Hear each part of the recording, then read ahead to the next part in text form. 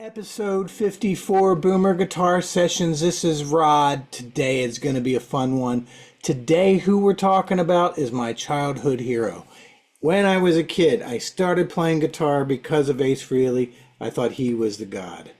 Okay, when he played Shock Me on Kiss Alive 2, which was the first album that shot me over the moon with the guitar,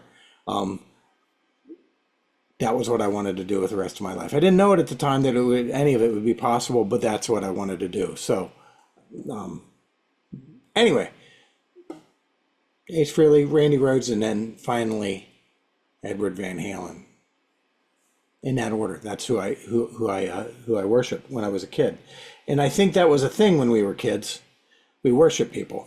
We worship like what they did on their instruments, and it's like we really looked up to them and we wanted to be them. I'm not sure that's a thing anymore. So today we're going to talk about all things Edward, and this is going to be freestyling, and I'm going to share you everything that I'm learning and everything I know and everything that is done, and it's like it's changed. Edward in our generation, in my generation, the 80s kids who were coming up and graduating high school in the 80s, he was the guy that revolutionized the guitar. All right. He was our Jimi Hendrix before Jimi Hendrix. I remember getting into arguments over Jimi Hendrix or versus Van Halen, who is the better guitar player.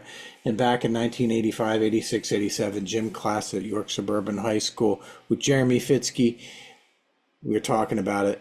And he was Hendrix. He is Team Hendrix. I was Team Van Halen now. These days, they're both great for different reasons. But they totally took the guitar in different directions. Both of them can be said about both of them in that way. They reinvented the instrument and what everybody thought was possible. All right. So that's what we're going to talk about today. And I hope you can see that this is like as I said, our generation. This was our guitar player. Everybody copied him, for good or bad. But he defined the sound of the next 20 years. Okay, so with that said, or 15 anyway. With that said, what are we going to talk about? We're going to talk a little bit about the equipment. We're going to talk about some of the techniques he used. We're going to show you some hacks that I've recently learned. How we're not going to get into playing this song, such and such a song, because no, we're gonna work on the sounds. What kind of stuff did he do that was different? And what kind of stuff do we need to do to practice in order to get some of the sounds down? Get the sounds together. Don't necessarily, I guess you could, play stuff note for note. There's something to be learned for that. But also just taking the attitude of Eddie Van Halen, I think you'll go places. So anyway, with that said, first thing we know about Eddie Van Halen is he tuned down to E flat. Okay. That helps us. He used 9-gauge strings. The kinds of guitars and things that he used, that's the other thing that it's important to understand that every guitar, every piece of equipment that he had in 1977, 76, 77, 78, and onward, he modded out. There's nothing off the rack that he ever used. Okay? He was the consummate tinker, sound tinker. Those amplifiers, we had the Marshalls with the Variacs. It's like we're going to talk about that in a future video about the equipment that made it all happen. But just know that Eddie's guitar, the humbuckers, from the humbuckers till when he first started getting into doing this stuff, a lot of this stuff, he was using a Fender style tremolo system. This is before the Floyd Rose existed. He kind of made it important that the Floyd Rose came to be. Okay. That is something we don't talk about anymore. I don't actually own a guitar with a Floyd Rose. I also don't own an Eddie style guitar. So I'm stuck using my lovely and wonderful Paul Reed Smith. So anyway, with that said, E flat tuning, Eddie's a tinker. All kinds of stuff that he tinkers with. It's not just sounds and equipment. He tinkers with everything. So next thing you want to know about Eddie that he did, and lots of people did, but he did it better, and he expounded on it more than a lot of people did. Okay. He had a blues root. So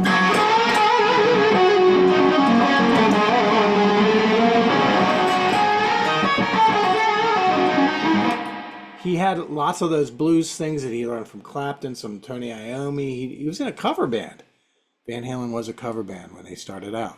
They played lots and lots of other people's music, from Budgie to Deep Purple to Black Sabbath to ZZ Top, all of that kind of stuff. So he has, that was his college. That was his learning his craft.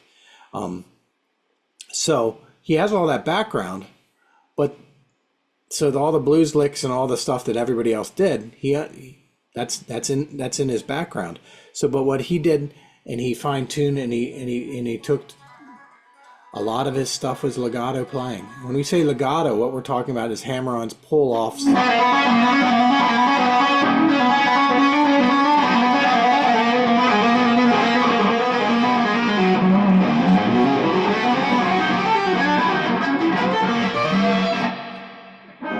So it's hammer-ons more than it is picking a lot of the time.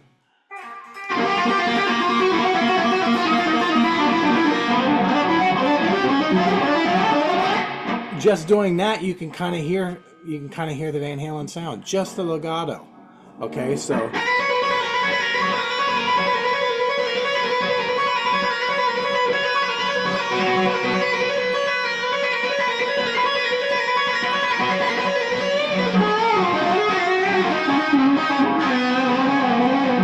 being random with my note choices, but legato playing, that's something you want to work on. That's also like his favorite guitar player in the 80s was Alan Holdsworth. Alan Holdsworth was like who Eddie looked up to in the legato. He took legato to unforeseen levels that guys like Eddie and Joe Satriani completely were inspired by. So with that said, legato. Next thing he used a lot of is called symmetrical shapes. When I say a symmetrical shape, he'll play a shape like a scale shape that it isn't any key.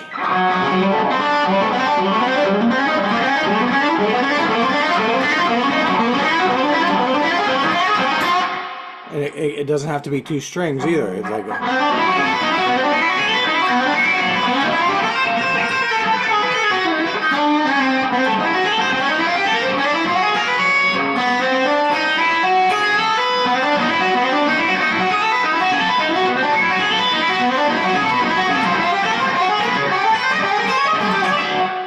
okay, so that is something that Eddie does and did until he died. So with that said, that symmetrical shape, that can be done with all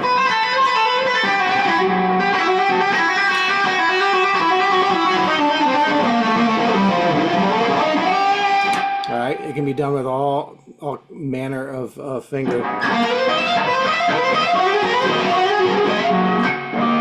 all kinds of finger combinations, okay? And he would mix scales up, the major pentatonics, the minor pentatonics, and all kinds of scales. He wasn't really big on naming the scales because he was self-taught. Everything he did was kind of self-taught. So he knew what worked, and he had his own theory together. But symmetrical shapes. Now, the next thing that we'll talk about is you could take that.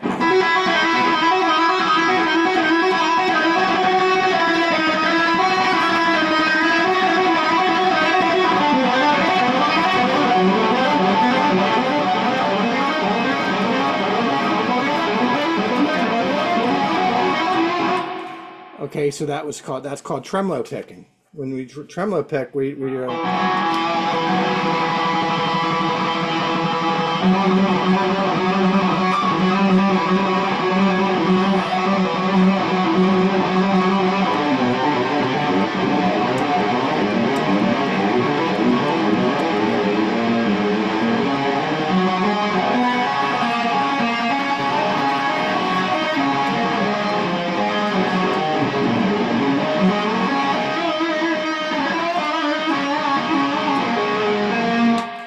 so tremolo picking combined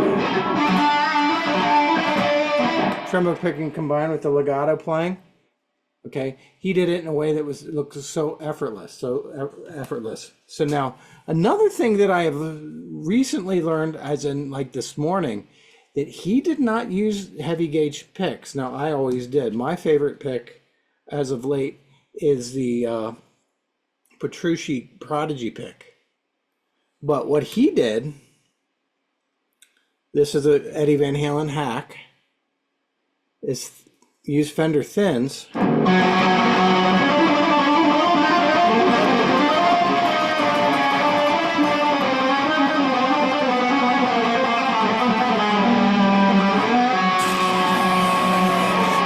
Because he said that Fender Thins gives you, when you do the pick scrapes, which he did a lot of.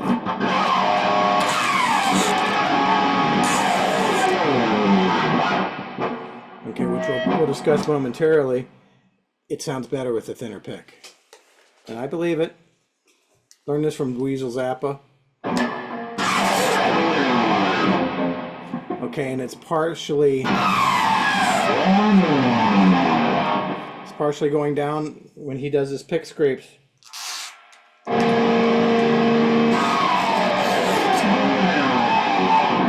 It's partially this hand, it's partially this hand. So this is like the...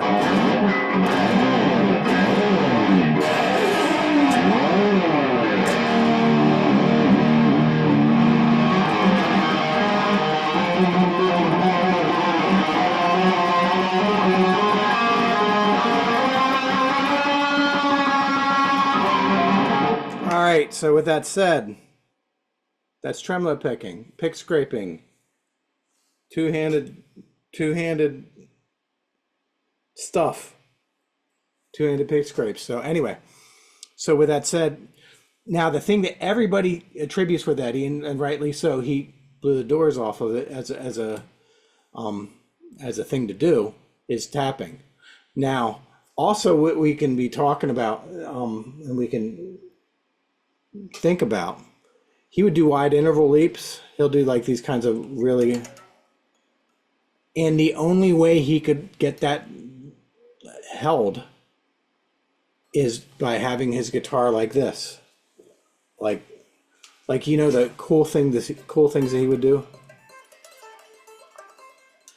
The reason he did it was not to look cool, which he did look cool, but the reason he did it is he couldn't reach those things if his hand was like this. So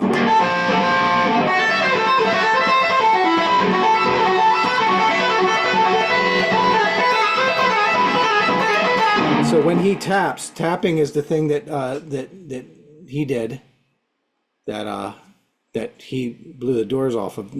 Nobody paid attention much to tapping. There's been instances throughout history of people tapping. Eddie Van Halen's the first to really push it forward. So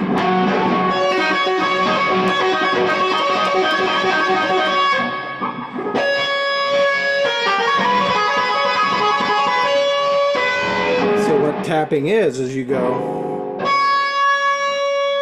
with this hand you tap. Now what he would do is he would pull up.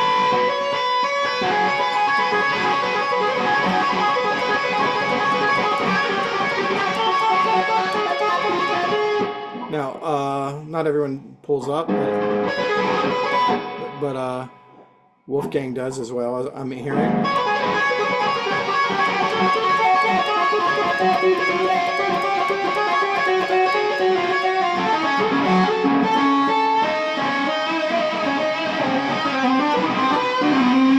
So that is a thing.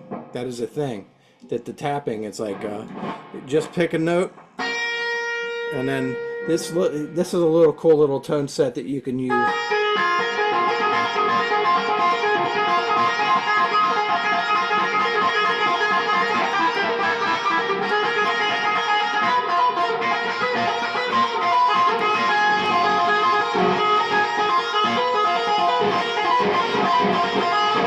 I have a little bit of a trouble doing it because I got nails, because I use nails for other things. But I'm still managing. So anyway, tapping is something that he invented. If you listen to Beat It, if you listen to that threw it off in a completely different, like guitar nerds and hard rock nerds loved all the Van Halen stuff, but when he went over and played with Michael Jackson's Beat It, that his tapping made it in its way to pop music as well. So he dealt with sounds. Like what I encourage you to do is try to get the sound of Eddie. Try to check out the sounds rather than exact notes all the time. Okay, and sounds and attitude. He was like fearless in what he did. It's fun. It's exploratory. Cut the rope. Don't worry about making mistakes. That's what a lot of people do wrong. Don't worry about the mistakes that you might make, because it's not where it's at. You know, you're gonna make mistakes, but you got to explore. You got to be courageous with it. So the last thing we're going to talk about, and this is one of the things that separates him from a lot of his heroes. Okay, people don't think about this a lot. Okay, but a lot of the guitar heroes in themselves, they were not hugely prolific songwriters. Like Clapton was not hugely prolific. It was his number one. So he says his number one influence was Eric Clapton. Okay, not hugely prolific as a songwriter. Jeff Beck wasn't hugely prolific as a songwriter, if at all. That was one of the things that kind of almost ended his career. He wasn't a songwriter. Okay, Clapton did write some songs. He did, but he as many songs as he wrote, he covered a lot, and those were hits. And he had a songwriter. He had helpers. People take what he had and he make them into songs. Okay, not hugely prolific. So he was a songwriter. His brand of guitar always made it way into a song and not a piece. Like Satriani, Steve Vai, those are pieces. And you can argue with me this if you want. There's no reason to argue. You believe what you want. But those are virtuosic pieces, like something Paganini would do. All right, Vivaldi, we're composing something, okay, to sometimes outline virtuosity. Eddie Van Halen always did it. It was always in the context of a song. Okay, that's why he hits so many more people than a lot of the other people. So, anyway, this has been fun for me. Eddie Van Halen, I'm thankful. Remember, experiment with those light picks, which I never knew.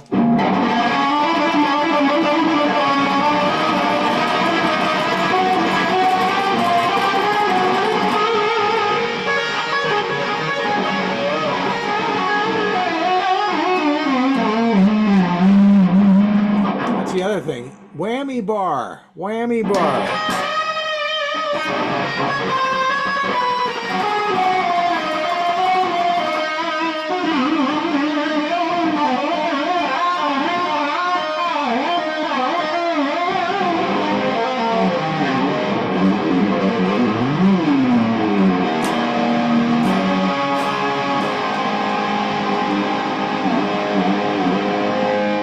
This is Rod, Boomer Guitar Sessions, episode 54. Have fun with this. Listen to the music. Check out the sounds. Check out the techniques. You can do this. I believe in you. Grateful for you.